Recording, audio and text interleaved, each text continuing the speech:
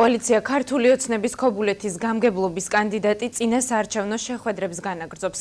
სულხან ევგენიძე სპორტსმენებსა და არასამთავრობო ორგანიზაცია ღირსეული სიბერის ბენეფიციარებს შეხვდა. კანდიდატმა ხანდაზმულების პრობლემები მოისმინა და არჩევნებში გამარჯვების შემთხვევაში დახმარებას დაპირდა.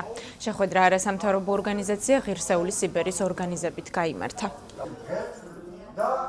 გვინდა რომ ქობულეთი აღორძინდეს, გალამაზდეს, ყავდეს გულშემატკივარი გამგებელი, რომელიც იზრუნებს ქობულეთის კეთილდღეობისთვის და მისი მოსახლეობის კეთილდღეობისთვის. აქ არის ქობულეთის ნაღები ხალხი, რასაც ქვია, არის სპორტსმენები, არის მოხუცებული, ვისაც დიდი ღვაწლი აქვს შეტანილი ქობულეთის შენობაში და მე ამ ხალხს ვპირდები, რომ მაქსიმალურად გვერდში დავუდგევ, პირდები ღირსეულ სიბერეს და მაქსიმალურად რაც შეიძლება ჩემი მხრიდან იყოს გვერდში დგომა და დახმარება ყველა კუთხით.